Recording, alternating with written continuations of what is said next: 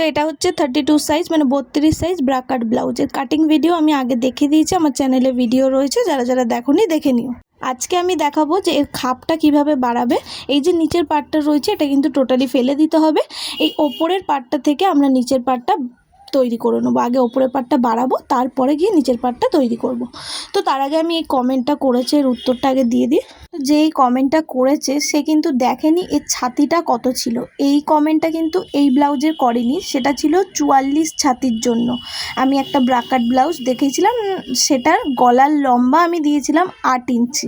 তো ওখানে লিখেছে যে 8 ইঞ্চি কারোর গলার লম্বা হতে পারে, 6 থেকে 7 হয়। তো আমি বলে দিচ্ছি 6 থেকে 7 36এই কিন্তু 6 থেকে 7 অবধি গলার লম্বা নিলে ঠিকঠাক হয়। এবার সেখানে ছিল 44 ছাতি, 44 ছাতিতে আরও 1 ইঞ্চি যদি বাড়াই, এখানে কি খুব একটা বেশি হয়ে যাচ্ছে?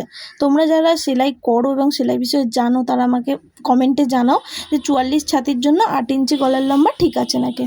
তো এইবার আসছে এই খাপটাকে প্রথমে আমরা, এটা তোমরা লাইনিংয়ে বাড়িয়ে নেবে, পুরো সেম টু সেম আমরা ড্রয়িং করে নেব। নেওয়ার পরে নিচ থেকে 1/2 ইঞ্চি বাড়াবো, এটা কিন্তু 32 ছাতির জন্য বলছি। ওপর থেকে 1/2 ইঞ্চি বাড়াবো, খাপের বাঁ সাইড থেকে 1 ইঞ্চি বাড়াবো, খাপের ডান সাইড থেকে 1 ইঞ্চি বাড়াবো। এই চারটে দিকেই কিন্তু আমাদের বাড়াতে হবে, আদার্স কোথাও কিচ্ছু বাড়াবো না। তো এই যে চারটে দিক আমি বললাম, বাঁ সাইড, ডান সাইড, নিচে এবং ওপরে, ওপর নিচ 1/2 ইঞ্চি করে, বাঁ দিকে ডান দিকে 1 ইঞ্চি করে, এটা 32 সাইজের জন্য। এইবার তোমরা চাইলে হাত দিয়েও মেলাতে পারো, স্কেল দিয়েও মেলাতে পারো, অথবা ফ্রেঞ্চ কাপ স্কেল দিয়েও মেলাতে পারো। ফ্রেঞ্চ কাপ স্কেল দিয়ে মেলালে কী হয় বলো তো, একদম পারফেক্ট রাউন্ড শেপ আসে। তো সব দাগগুলো আমি সুন্দর করে মিলিয়ে দিয়েছি। দেওয়ার পরে এটাকে কি করব, যেভাবে ড্রয়িং করেছি সেম টু সেমভাবে কাটিং করে নেব। তো কাটিং করা আমার হয়ে গেছে। এইবার কি করব, এই পার্টটা থেকে আমাদের নিচের পার্টটা তৈরি করতে হবে। ওপরের পার্টটা দেখেছো, আগের পার্টটা কত ছোট ছিল। তো এইবার আমরা কি করব, এই যে নিচের খাপের নিচের যে অংশটা রয়েছে পুরো রাউন্ডটাকে আমাদের মাপতে হবে। তো আমার এসছে 7 ইঞ্চি, তোমাদের যত আসবে ওটাকে আবার লাইনিংটাকে ডবল ভাঁজ করে নেবে, নিয়ে ওপরে 7 ইঞ্চি নেবে যে চওড়ার মাপটা। তো আমি একটা বক্স করেছি, নিচে 7 ইঞ্চি নিয়েছি, ওপরেও 7 ইঞ্চি নিয়েছি, যেটা ও খাপের রাউন্ড হলো। আর ডান সাইডে 4 ইঞ্চি লম্বা, বাঁ সাইডে 4 ইঞ্চি লম্বা, এরকমভাবে কিন্তু তোমাদেরকে একটা চৌকো বক্স করতে হবে।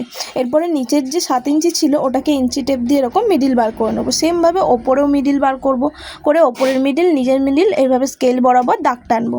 এরপরে আমরা এই সাইডে 1 ইঞ্চি করে বাড়িয়েছিলাম, তো আমাদের যে মিডিল ছিল এই মিডিল থেকে এপাশে 1 ইঞ্চি এবং এপাশে 1 ইঞ্চি, টোটাল 2 ইঞ্চি হলো। দাগ টেনে ওপরের সঙ্গে টেকিংয়ের শেপ দিয়ে স্কেল বরাবর মিলিয়ে দেবো।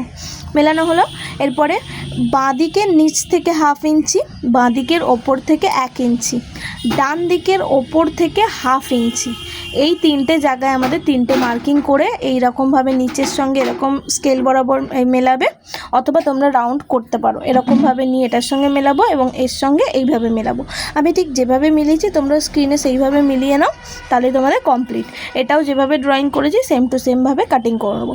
দুটো পার্ট আমার হয়ে গেল। দেখো এখানে এস পার্ট, বেল পার্ট এবং খাপের ওপর, খাপের নিচ কমপ্লিট।